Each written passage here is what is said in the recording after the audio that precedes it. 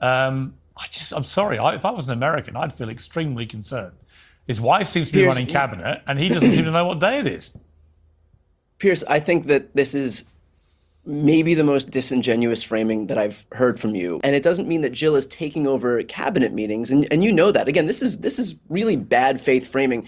With that said... Well, that's what you... Hang on. And I know that you don't like to call yourself right-wing media, even though all of your framing is right-wing. I'm not. Here's the thing that I don't understand. But we never talk about those because it's just baked into the cake that Donald Trump is going to say crazy things. Well, no, it's not that. It's not that. And because he's graded on such a curve. Well, Piers Morgan's back up to his old tricks. The self-professed nonpartisan journalist, who is in fact a Trump sympathizer, hosted yet another U.S. politics panel with a blatant pro-Trump, anti-democratic framing. And after one bad faith question too many, a very fed-up progressive political commentator, Brian Tyler Cohen, shut Piers Morgan down to his face in a very heated exchange. But before we unpack all that, if you end up liking this video and you want to support the channel, please be sure to hit the like, subscribe, and alert bells before you go. All right, friends, as you know, we criticize Piers Morgan a lot here. Number one, it's good content. Number two, Piers Morgan puts out good content as much as he annoys me with his shameless pro-Trump sympathies, while at the same time demanding that everyone believe the farce that he's not a Trump sympathizer. It's like, well, actually live up to your reputation and ask your Trump-supporting guests consistent hardball questions the way you do your liberal guests, or just come out and admit that you're a Trump-supporting political commentator and you like to have fun debates. It's that simple. That failed potential really, really gets under my skin. And it got under the skin of Brian Tyler Cohen, a progressive political commentator and frequent guest on Piers Morgan's show. And the full panel, by the way, you should definitely check out. It's really good. Well, the topic turned away from Vice President Harris and back to President Biden. And this is actually, in a roundabout way, kind of a follow-up to a video that I did earlier today about a viral clip in conspiracy theory suggesting that President Biden isn't even attending his own cabinet meetings. So after this question, Brian Tyler Cohen got appropriately fed up and called Piers Morgan out for his BS. Of interest, Brian, who do you think is running the country right now? Is it Joe Biden or is it Kamala Harris or is it Jill Biden? It's Joe Biden. It's Joe Biden. Well, I'm going to play two clips and ask you that question again. The first one is where President Biden forgets the name of the Indian Prime Minister, Narendra Modi, at a press conference at the Quad Summit on Saturday. He forgets he has to introduce him. Take a look. So I want to thank you all for being here. And now, who am I introducing next? Who's next?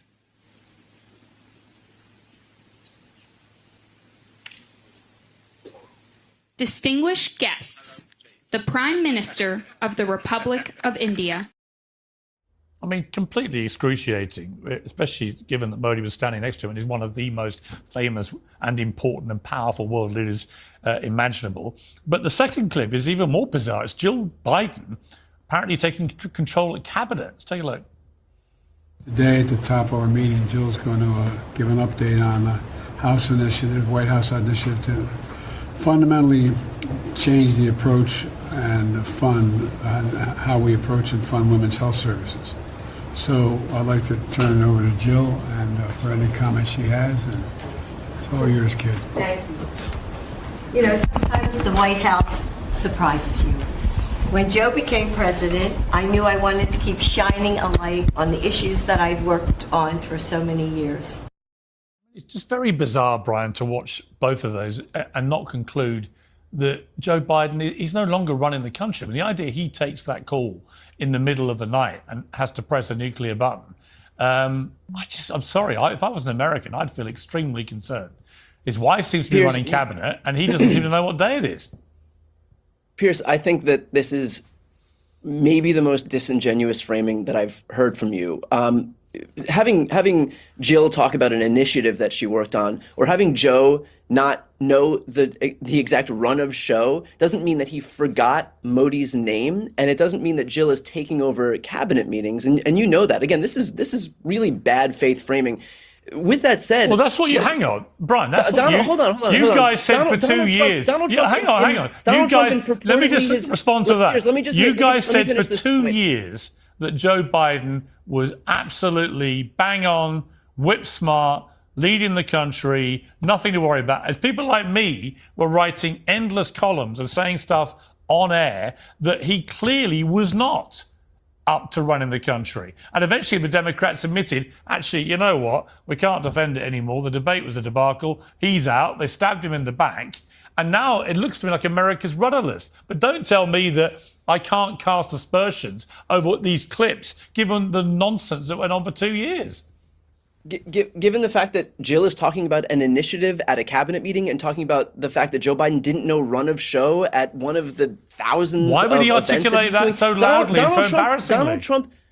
Donald Trump, in his right mind, thought that Tim Cook's name was Tim Apple and thought that Erdogan was the president of Hungary. So when are we going to do segments on that? Just because you don't know every single detail. Here's the thing that, and I know that you don't like to call yourself right-wing media, even though all of your framing is right-wing. I'm not. Here's the thing that I don't understand is that every time is that Donald Trump has done the same thing, if not leagues worse than all of the small mistakes and errors that Joe Biden makes, but we never talk about those because it's just baked into the cake that Donald Trump is going to say crazy things. Well, no, it's not that. It's not that. And because he's graded on such a curve in both this country and international media more broadly, it just comes and goes like a fart in a hurricane when he says that the president of Hungary is Erdogan, for example. Yeah, but you're missing the point. The point about Trump is he's 78, but has the energy of a 60-year-old. The energy. This guy is so brain-addled. He thinks that Nancy Pelosi was in charge of the Capitol on January 6th. He thinks that Jeb Bush got us involved in the war in the Middle East. He thinks that, he spends most of his rallies talking about what you just said. Hannibal So again, and then Natalie Winters, who's co-host of Steve Bannon's War Room, tries to jump in and save Piers there. But Brian Tyler Cohen is absolutely correct. And I wanted to play that clip in its entirety because it's so damn good. I think it's even better than Cenk Uygur and Mehdi Hasan and Destiny having previously called him out, because Brian Tyler Cohen's a pretty chill guy and less combative than the other three. And so for him to finally get fed up and say, you know what, honestly, dude, come on. You say that you're a nonpartisan journalist, but the fact of the matter is you are obviously in the bag for Trump. You do grade Trump on a curve. And quite frankly, so does most of so-called mainstream media, both in legacy media and alternate media. He's right. And even Piers' rejoinder, well, the difference is, sure, Trump has said and done all of these incoherent and stupid things, but he's done so energetically. What kind of response is that? What kind of refutation is that? Yeah, his senility comes off way more energetic than President Biden's. Is that your claim, Piers? Does that undermine the point? No, of course not. If the standard is that mistakes made, gaffes made, are indicative of some sort of cognitive decline, then it's easy to turn that standard on Donald Trump, who is 78 years old, who is the oldest presidential candidate in American history, and whom poll after poll after poll after poll after poll, and Piers will never want to confront this because it's a damning death blow to whatever credibility he thinks Trump has. But yes, Piers, in every damn poll, more Americans than not think that Kamala Harris is more physically and mentally fit than Donald Trump. Piers will never confront that because he's too much of a coward in the bag for Trump. But that's why it's good to have Mehdi Hasan and Destiny and Wajahat Ali and Brian Tyler Cohen and Cenk Uygur bring this up, and I think they should do it more often. It's not that Piers has harsh standards for President Biden. He's entitled to those. You can easily make the case that when you're the president of the United States or you're trying to be president of the United States, you should operate the highest standard. Fine, Piers, hold Biden to the highest standard possible.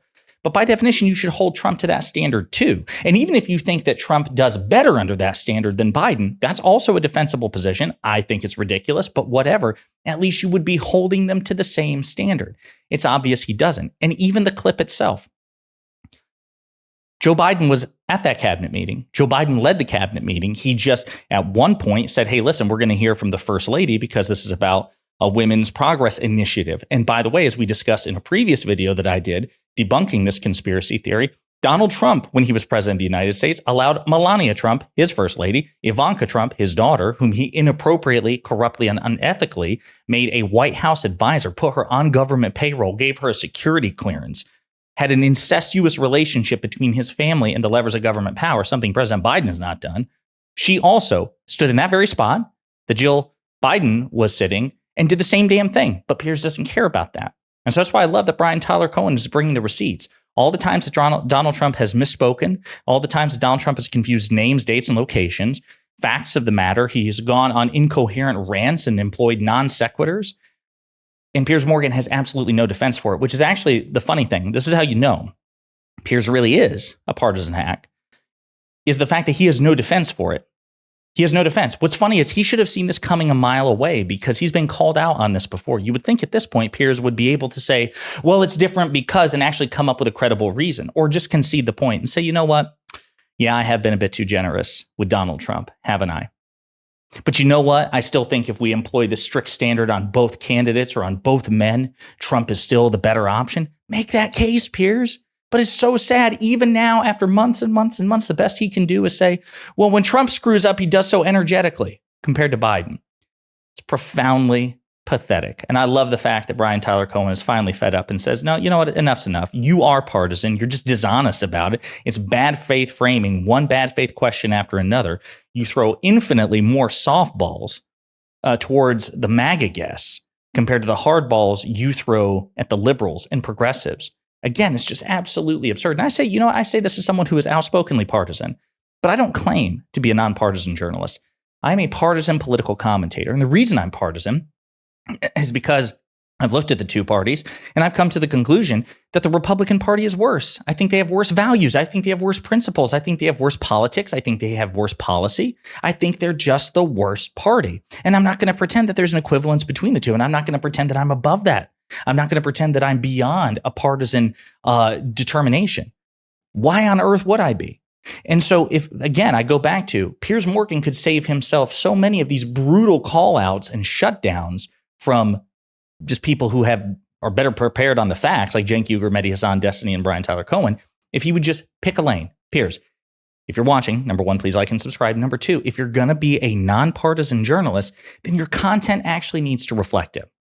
So when you have a U.S. politics panel, treat it like you do your foreign policy panel. So have however many of one on this side, have the same number on both sides. So what happens is usually when my buddy Destiny goes on, what happens? Destiny's outnumbered 2 to 3 to 4 to 1. Betrays an insecurity because he knows that Destiny, the liberal, would eviscerate any interlocutor one-on-one, probably even 2-on-1, 3-on-1. So he has to constantly stack the deck. Stop doing that. Either raise the game of your MAGA guests or just keep it 1v1. The other thing you could do is have a premise that isn't always relentlessly pro-Trump and anti-Kamala. And to be fair, Piers has occasionally had panels which are critical of Trump, but they are outnumbered to a staggering degree by the panels that are pro-Trump, anti-Kamala, or anti-Democrat. So you just pick one. Either just come out and admit, hey, listen, I'm a conservative commentator. I do my best. I try to make entertaining panels, but you know what? I do have my biases. I do have my preferences, and I'm not going to pretend that I don't. Or actually make your content reflect your stated values. That's just what I would recommend. I think it would take his great content and make it even greater, and it would have the added benefit of making him honest. And unfortunately, when it comes to U.S. politics, I think Piers Morgan is profoundly dishonest. And so there's a great and brutal shutdown of him by Brian Tyler Cohen. Love to see it. You should definitely check out the full thing. And in the meantime, let me know what you think in the comments.